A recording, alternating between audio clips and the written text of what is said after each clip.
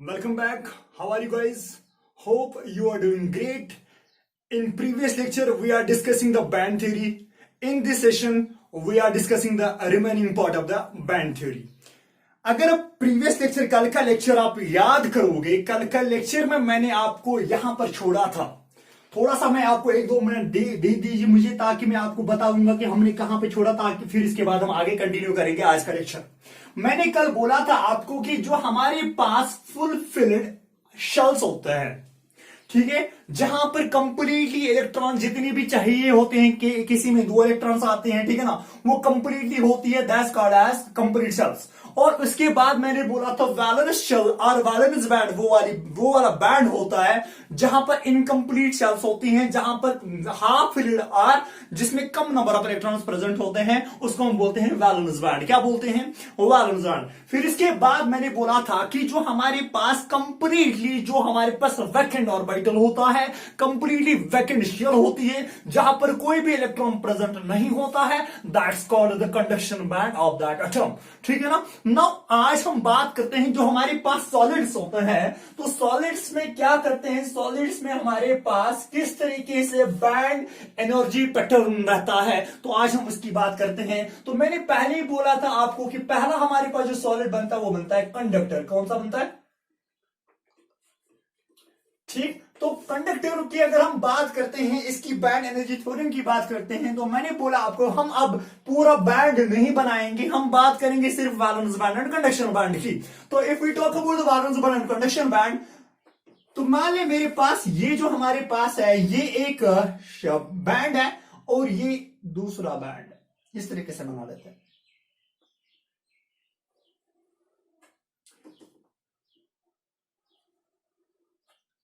जो हमारे पास next band होगा, अगर इसको मैं मान के चलूंगा दिस इज वैलेंस बैंड. कौन सा बैंड?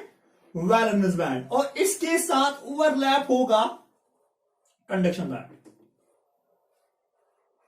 इस तरीके से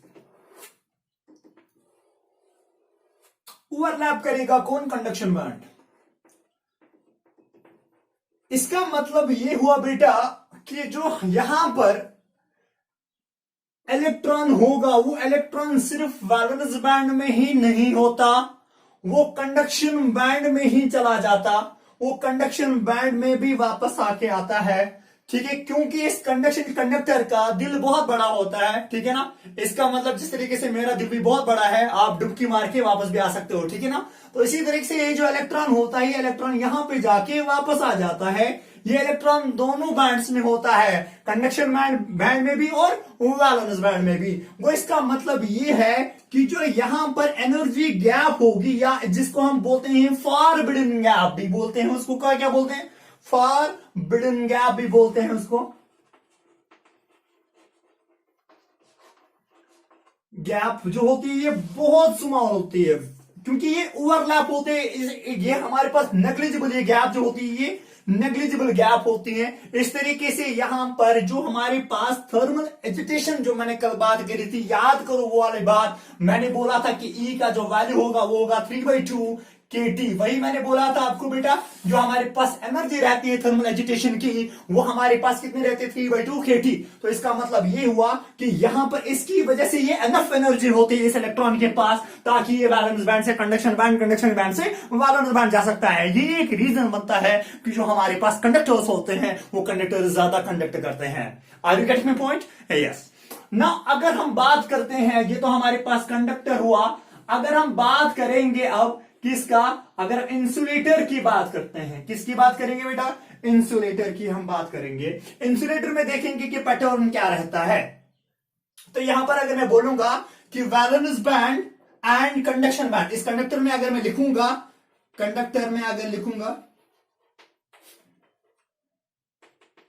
valence band and conduction band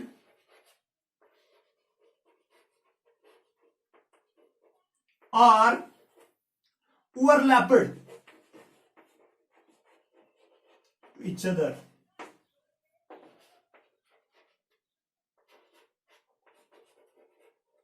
Overlapped to each other. Point number 2, जो एनर्जी गैप होती है, ये एनर्जी गैप क्या होती है? बहुत small, very very small energy gap or forbidden gap.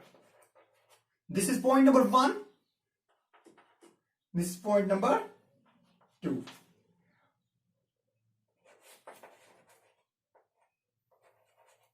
Forbidden gap. हम बेस बना रहे हैं सेमीकंडक्टर्स की, ताकि आगे जाके आने वाले जो लेक्चर्स होंगे वो हमारे लिए इजी बनेंगे। अब नाउ तक बात करते हैं हम इंसुलेटर की।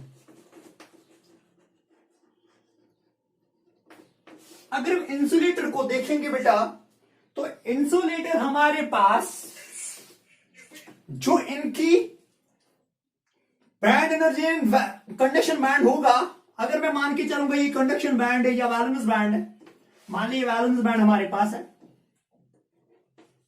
और कंडक्शन बैंड जो हमारे पास होगा, ये आपस में दूर होते हैं, इनके बीच में गैप होती है, ठीक है ना। जो इलेक्ट्रॉन इधर होगा बेटा, जो इलेक्ट्रॉन इधर होगा, वो इलेक्ट्रॉन ज्यादा नहीं जा पाते हैं इधर नहीं जा पाते हैं, क्योंकि ये वैलेंस बैंड है, कंडक्शन बैंड हुआ। इनके बीच में जो एनर्जी है, जो एनर्जी गैप आती है, वो आती है कितना, 3 इलेक्ट्रॉन वोल्ट की, 3 इलेक्ट्रॉन वोल्ट की। आप बोल सकते हैं सर अगर थर्मल एजिटेशन आ गई, इसमें इलेक्ट्रॉन्स के बीच में क्या हुआ, थर्मल एजिटेशन आ गई, क्या उसकी वजह से भी इलेक्ट्रॉन यहां नहीं जा पाते हैं? बेटा इसका जो थर्मल एजिटेशन, जो इसका E is equal to 3/2 kT का वैल्यू होता है, ये लेस देन होता है कहां से, 3 इलेक्ट्रॉन वोल्ट से, इसलिए ज्यादा इलेक्ट्रॉन्स यहां नहीं जा पाते हैं, इसलिए ये हम बोलते हैं कि इंसुलेटर हुआ, इनकी कंडक्शन नहीं होती है। तो जो यहां पर फॉरबिडन गैप जो होती है वो लार्ज होती है। इन case of what, in case of insulators, in case of insulators, the forbidden gap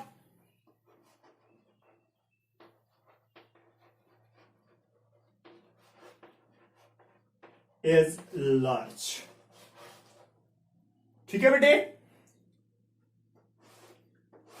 forbidden gap is large, इसीलिए इसको क्या बोलते हैं, मैंने कल ही एग्जांपल लिखाई थी, इसकी एग्जांपल कौन कौन सी है, तो फिलहाल मैं बताता हूं as far band energy is concern कि पैटर्न क्या रहता है। अगर हम बात करते हैं सेमीकंडक्टर्स की, तो सेमीकंडक्टर्स में क्या होता है, मान लीजिए मेरे पास एक बैंड है,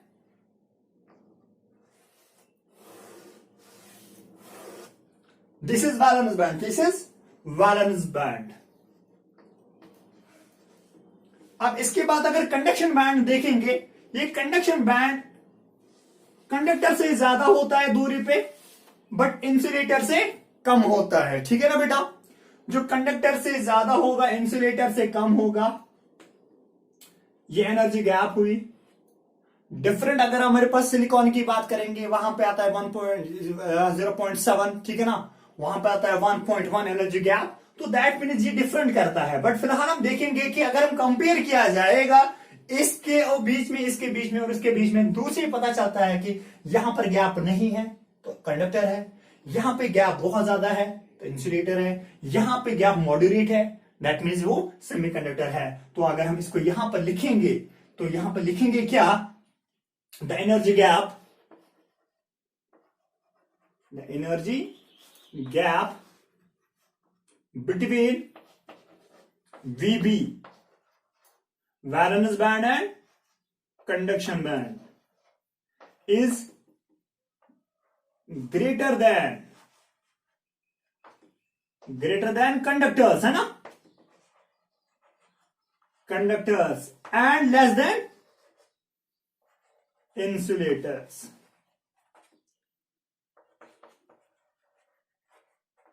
ये एक रीजन बनता है बेटा कि ये कंट्रोल करता है किसके, इलेक्ट्रॉन फ्लो को। मैंने बोला था कल आपको कि सेमीकंडक्टर एक ऐसा मटेरियल है जो करंट को क्या करता है, कंट्रोल करता है। क्योंकि जब लेस नंबर ऑफ इलेक्ट्रॉन्स यहां पर पहुंचे, यहां पर लेस नंबर ऑफ इलेक्ट्रॉन पहुंचे, तो कंडक्शन क्या आ जाएगा, कम आ जाएगा। अब हम एक स्टेटमेंट लिखने की कोशिश करेंगे एक स्टेटमेंट हमने यहां से बना, तैयार हो गई हमारे पास स्टेटमेंट। स्टेटमेंट क्या आ जाएगी? Greater the number of electrons. Statement देख लो, greater the number of electrons present in conduction band. Conduction band greater will be conductivity.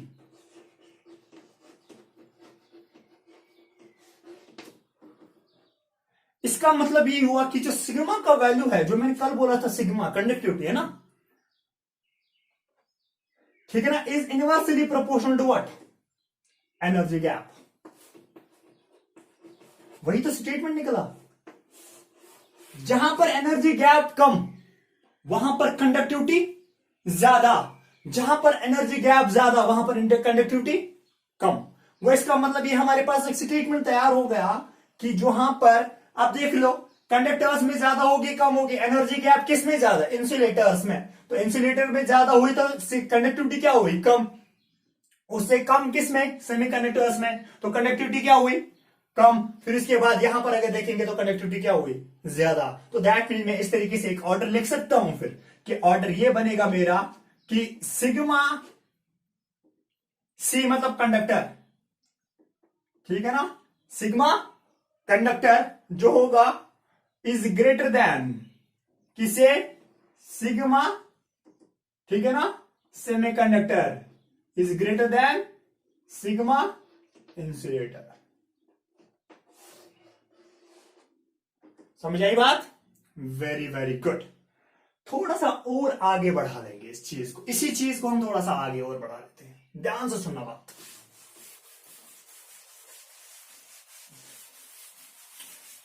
अगर हम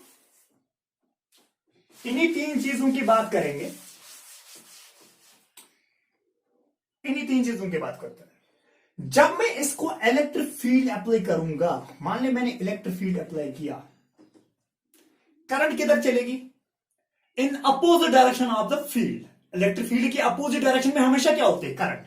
तो करंट की डायरेक्शन आपको ये मिलेगी। गो इन केस ऑफ, और एक पॉइंट लिख सकते हैं हम यहां पर। पहला पॉइंट मैंने किस पे डिफरेंशिएट किया? एनर्जी गैप पे। फिर मैंने ऑर्डर बता दिया किसका? जो हमारे पास कंडक्टिविटी आती है। अब मैं अगर बता दूं आपको कि जो हमारे पास in case of conductors, in case of conductors current is due to electrons, है ना? किसकी वजह से करंट हुआ? इलेक्ट्रॉन्स की वजह से करंट प्रोड्यूस हो गई। But in case of insulators में क्या होगा? यहां पर करंट नहीं होती है, अगर होती भी है वो बहुत नेग्लिजिबल होती है, वो हम कंसिडर नहीं करते हैं। तो दैट मीन्स यहां पर नो करंट हम लिखेंगे।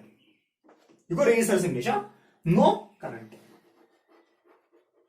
ना अनदर पॉइंट अगर यहां पर लिखेंगे, देख ले, यहां पर अगर मैंने इलेक्ट्रिक फील्ड जनरेट किया, ध्यान से सुनना, इलेक्ट्रिक फील्ड जब जनरेट हो गया बेटा, तो क्या होगा? होगा ये कि यहां से कुछ इलेक्ट्रॉन्स यहां पर निकलेंगे, यहां पे जाएंगे कुछ कुछ इलेक्ट्रॉन। ध्यान से मेरी बात सुनना। क्या? कुछ इलेक्ट्रॉन्स चले गए किधर? इधर से लेके इधर। जब इलेक्ट्रॉन्स इधर से लेके उधर गए, आपको पता होता है कि एक इलेक्ट्रॉन होल पेयर बनता है, एक इलेक्ट्रॉन होल पेयर होता है ना। जब मैं इलेक्ट्रिक फील्ड को अप्लाई करूं, ये इलेक्ट्रॉन किधर मूव करेंगे? ये इलेक्ट्रॉन, ये करंट किधर चलेगी? आई की डायरेक्शन ये हो। जो सेमीकंडक्टर में करंट आती है with help of electrons, movement of electrons की वजह से करंट जो मिलती है आपको बेटा, वो इस डायरेक्शन में मिलेगी। Are you getting me? Yes. अब इसके बाद जो यहां पर होल क्रिएट हो गया बेटा, जो यहां पर होल क्रिएट हो गया, उस होल का क्या होगा? कुछ लिखाते हैं आपको, मैं बता दूं, स्टेटमेंट लिखाते हैं बट रीजन नहीं पता होता है। जब होगा क्या, जो ये इलेक्ट्रॉन जहां पर होल क्रिएट हो गया, अब इसके बाद क्या होता है, होल्स क्रिएट होने के बाद क्या होता है कि इलेक्ट्रॉन क्या करता है, इलेक्ट्रॉन ऊपर जाने की बजाय, इलेक्ट्रॉन ऊपर जाने की बजाय इस होल में जाता है। वो बोलते हैं कि क्यों ना मैं ऊपर जाऊंगा, क्यों ना मैं इसी इलेक्ट्रॉन को क्या करूंगा, शिफ्ट फिल कर दूंगा। और जब इस इलेक्ट्रॉन को फिल किया, यहां पर होल क्रिएट हो गया, ठीक है ना। तो यहां पर जब इलेक्ट्रॉन इधर आया, इस इलेक्ट्रॉन इस होल को फिल करने के लिए, तो यहां पर और एक होल क्रिएट हो गया। तो होल की डायरेक्शन भी, जो मूवमेंट ऑफ होल, आप बोल रहे हो ना कि जो सेमीकंडक्टर्स होते हैं वहां पर करंट जो आती है, वो करंट आती है विद हेल्प ऑफ किसकी वजह से, होल की वजह से भी और इलेक्ट्रॉन की वजह से। तो आप सोच ये नहीं होंगे कि होल तो कभी मूवमेंट कर ही नहीं सकता, बल्कि एक्चुअल में होता क्या है कि होल क्रिएट हो जाते हैं यहां पर। माने यहां पर अगर आपके पास में एक सिंपल एक एग्जांपल समझाऊंगा, यहां पर माने यहां पर एक इलेक्ट्रॉन था, ये इलेक्ट्रॉन ऊपर चला गया, यहां पर होल हो गया क्रिएट। ये जो दूसरा इलेक्ट्रॉन इसके साथ में होगा, पड़ोसी जो इलेक्ट्रॉन होगा इसका, वो इलेक्ट्रॉन क्या करेगा, वो सोचता है कि जो मैं ऊपर जाऊंगा उससे बेहतर है कि मैं इसी को फिल करूं। तो जब इसको फिल करने आया, यहां पर और होल क्रिएट हो गया, ठीक है ना। जो इलेक्ट्रॉन इसका पड़ोसी होगा इसमें चला जाता है और यहां पे होल क्रिएट करने लगता है। तो यहां से जब इसके बाद यहां पर होल क्रिएट हो जाता है, इसमें इलेक्ट्रॉन आ जाएगा इधर, यहां से होल क्रिएट हो जाता है। तो इसी तरीके से ये होल की डायरेक्शन भी ये होती है। तो हमारे पास जो सेमीकंडक्टर्स में क्या आती है, करंट जो आती है बेटा, वो करंट जो हमारे पास यहां पर आती है, वो करंट किसकी वजह से आती है, करंट आई टोटल अगर मैं लिखूंगा इन case of semiconductors, I total मतलब करंट टोटल किसके बराबर होगा, आई, ठीक है ना, एस सी। इसका मतलब ये नहीं हुआ मैं शेड्यूल कास्ट हूं, इसका मतलब होता है करंट इन सेमीकंडक्टर्स, ठीक है ना, नहीं ये प्रोड्यूस, ठीक है ना। हम क्या पढ़ रहे हैं, मैं शेड्यूल कास्ट हूं, वो नहीं है, ये है करंट इन सेमीकंडक्टर्स। क्योंकि एंट्रेंस वालों को ज्यादातर इसी की फिक्र होती है ना, कौन एसटी है कौन एससी है वगैरह वगैरह कैटेगरी वालों की, ठीक है। तो इस तरीके से मैं बोल रहा हूं। अब इसके बारे में मुझे बता दो, ये किसके बराबर आ जाएगा, ये आ जाएगा आपको किसके बराबर, I current with electron, electrons की वजह से current plus current by holes, ठीक है ना।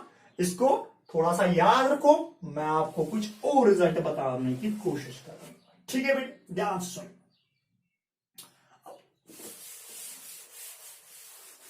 अब याद करो करंट को, जो मैंने करंट सारे लेक्चर ऑलमोस्ट 16 लेक्चर मैंने दिए इसको, उस करंट को याद करो जब मैंने आपको बोला था कि करंट होती है बराबर N E A V D, वही होता है, ध्यान से सुनो।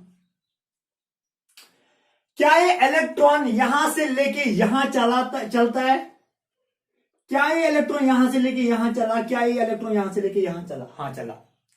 क्या इन इलेक्ट्रॉन्स के बीच में मोबिलिटी होती है, हाँ होती है।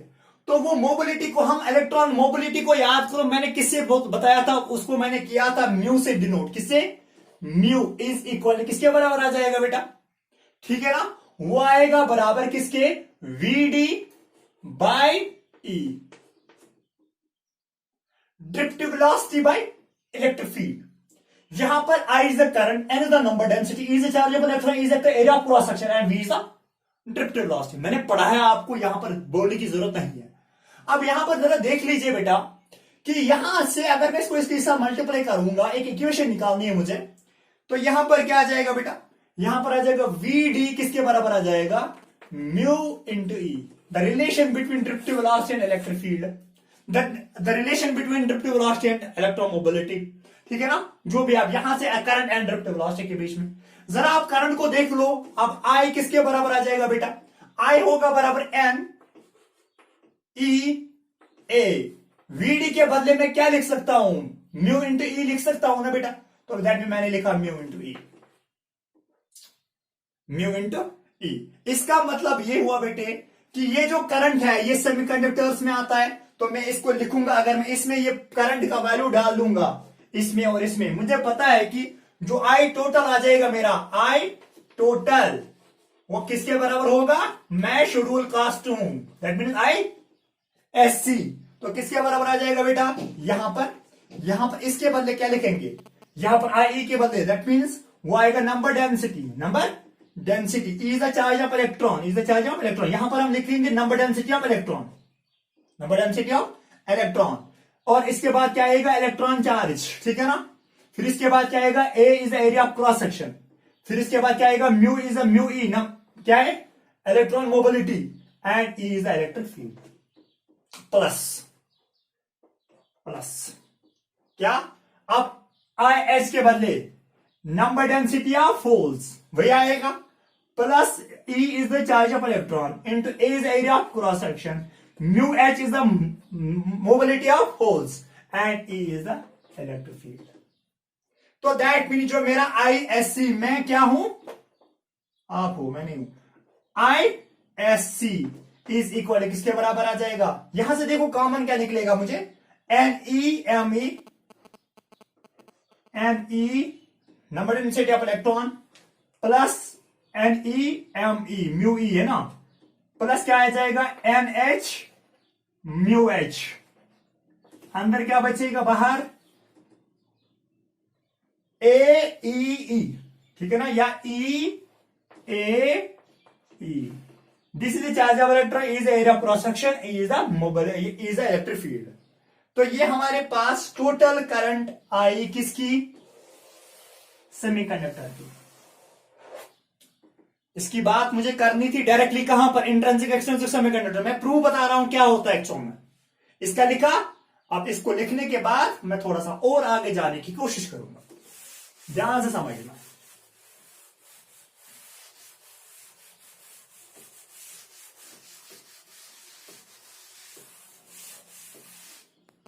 इस इक्वेशन को मैं और एक बार लिखने की कोशिश करूंगा। यहां पर आई एस सी है ना, सेमीकंडक्टर, ठीक, इज इक्वल किसके बराबर आ जाएगा,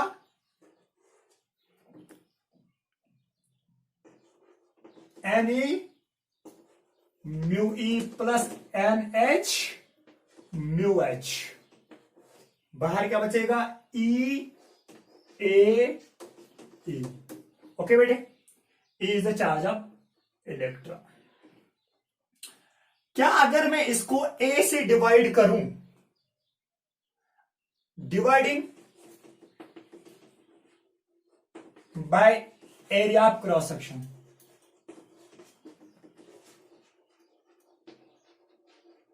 dividing of area of cross section. जब मैंने एरिया ऑफ क्रॉस सेक्शन से डिवाइड किया तो I S C divide by A, जरा मुझे बता किसके बराबर होगा, current density denoted by J. Current density current density किसके बराबर होगा, जे से इसको डिनोट किया जाएगा। जरा इधर देखो, यहां से क्या निकलेगा, N E mu E plus N H mu H. ये ए और ए चला गया, वहां के बाद क्या बचेगा, A into A. Are you getting me, yes. तो जो हमारे पास जो का वैल्यू आ जाएगा, ये क्या है, जे इज इक्वल किसके बराबर आ जाएगा, J is equal N E mu E plus N H mu H into E E. ठीक है बेटे, और थोड़ा सा आगे ले जाएंगे इसको, और थोड़ा सा आगे। मुझे बताओ, थोड़ा सा करंट पूरा यूज कर रहा हूं मैं यहां पर, जो आपको जे का वैल्यू है उसके मुझे बता दो सिग्मा के साथ कौन सी रिलेशन है, J is equal to sigma into E. J is equal to sigma into E. That means current density किसके बराबर होगा, कंडक्टिविटी इंटू इलेक्ट्रिक फील्ड। तो सिग्मा किसके बराबर आ जाएगा, सिग्मा इज इक्वल किसके बराबर आ जाएगा, जे बाई ई। ध्यान से सुनना, जे बाई ई, क्योंकि जो आपको रिजल्ट डायरेक्ट बुक्स में मिल रहा है वही बता रहा हूं। यहां पर क्या हो जाएगा, आप जरा मुझे बता दो, जे को ई से डिवाइड कर दो तो सिग्मा का वैल्यू जो आएगा वो आएगा J by E. That means वो मुझे मिलेगा N E mu E plus N H mu H E by E क्या होगा 1, क्योंकि ई कट जाएगा ना, ई बाई ई क्या होगा 1। तो दैट मीन्स ये जो हमारे पास आ गया, जो सिग्मा का वैल्यू है, sigma is equal to E times N E mu E plus N H mu H. ठीक है ना। अब मुझे बता दो बेटा कि यहां पर कि जो मैंने आपको इक्वेशन लिखी, जरा जे को इक्वेट करो, इसके बगैर बचा क्या, यहां पर आप बोल सकते थे ना ई टाइम्स दिस, इसके बदले अगर मैं सिग्मा डाल दूं तो मुझे क्या निकलेगा equation, J is equal to mu into E. That's the result जो आपको याद रखने हैं। ठीक है बेटे। तो हमारा पहला रिजल्ट जो आया वो आया करंट। दूसरा रिजल्ट मैं यहां पर लिखने की कोशिश करूंगा कि हमने इसमें क्या क्या निकाला। एक शॉर्ट, आज आपने क्या क्या पढ़ा। पहला आपने लिखा आई का वैल्यू, पहले आई टोटल किसके बराबर होता है बेटा, आई टोटल इन सेमीकंडक्टर्स किसके बराबर, आई ई प्लस आई एच, वही लिखा। फिर इसके बाद मैंने बोला आपको आई किसके बराबर होगा, N E A V D. फिर इसके बाद मैंने क्या बोला, और एक इक्वेशन मैंने बोला आपको कि जो हमारे पास म्यू होगा वो किसके बराबर आ जाएगा, we D divide by E. ठीक। फिर इसके बाद आपने जो आई एस सी निकाला, मतलब आई एस सी मतलब करंट इन सेमीकंडक्टर्स किसके बराबर होता है, वो आएगा आपको, हाँ, N E mu E plus N H mu H. अंदर क्या बचा, ई ए ई। फिर इसके बाद करंट डेंसिटी किसके बराबर आ जाएगा, जे। जहां पे आपने निकाला क्या, वहां पर आपने लिखा कि ये हमारे पास होता है बराबर N E mu E plus N H mu H, और क्या बचा ई इंटू ई। और सिग्मा का वैल्यू भी मैंने बोल दिया, सिग्मा मतलब कंडक्टिविटी किसके बराबर आ जाएगा बेटा, कंडक्टिविटी आपको मिल रही है N E mu E plus N H mu H into whole times of E. These are all results जो हमें पढ़ने थे। ठीक है ना। आफ्टर दैट, इसको खत्म करने के बाद, ठीक है ना, अब हमें पढ़ना है कि जो सॉलिड्स में जो हमारे पास क्रिस्टल्स आते हैं, चाहे हम सिलिकॉन क्रिस्टल की बात करो, चाहे आप जो हमारे पास गैलियम है उसकी बात करो, ठीक है ना, जो सेमीकंडक्टर क्रिस्टल्स होते हैं, इनकी बॉन्डिंग क्या होती है, ये कैसे कोवेलेंस से अपने दिखाते हैं, ठीक है, आपस में सिलिकॉन के बीच में क्या बॉन्ड बनता है, इंशाल्लाह उसको देखेंगे हम नेक्स्ट लेक्चर में जो कल आ जाएगा। ठीक है ना। तब तक के लिए खुदा हाफिज।